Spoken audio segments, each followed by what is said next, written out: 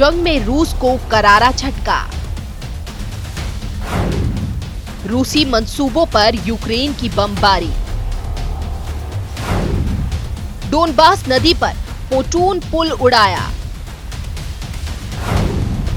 1000 रूसी सैनिकों के मारे जाने की आशंका। रूस यूक्रेन युद्ध में यूक्रेन पर कब्जा करने के रूसी मंसूबों को जोर का झटका लगा है।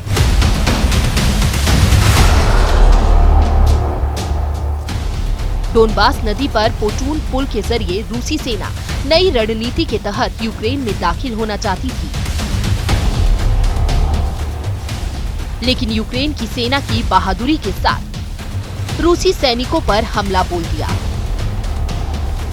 नतीजतन रूस का प्लान धरा का धरा रह गया और उल्टे रूस को भारी नुकसान उठाना पड़ा।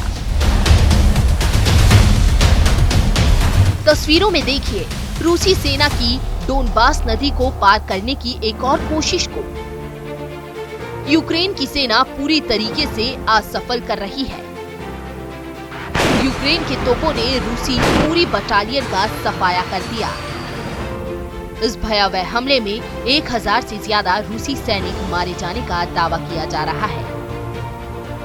जो सैनिक बच गए किसी तरीके से डोनबास नदी को तैरकर अपनी जान बचा पाए हैं।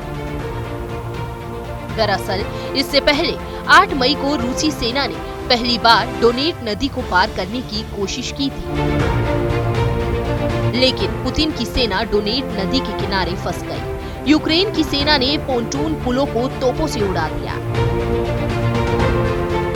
पुल का मलबा चारों तरफ बिखर पड़ा। सैटेलाइट से ली गई तस्वीरों में साफ दिख रहा है कि यूक्रेन के हमले में रूसी सेना की कई दर्जनों बख्तरबंद गाड़ियों को नेस्तनाबूद कर दिया गया है।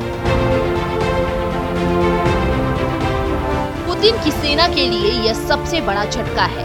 दुनिया की दूसरे नंबर की सेना का हाल रूसी राष्ट्रपति के लिए अब चिंता का सबब बनता जा रहा है। भले रूस यूक्रेन को मिसाइल हमले से बर्बादी के कगार पर पहुंचा दिया है, लंबे खींचतान युद्ध कहीं न कहीं पुतिन को चिंता में डाल रहा है। पुतिन की सेना के लिए ये सबसे बड़ा झटका है।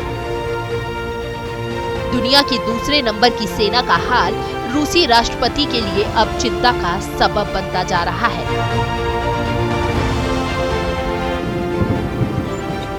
भले ही रूस यूक्रेन को मिसाइल हमले से बर्बादी के कगार पर पहुंचा रहा है, लंबे खींचतान युद्ध कहीं न कहीं पुतिन को चिंता में भी डाल रहा है। Bureau report, news India.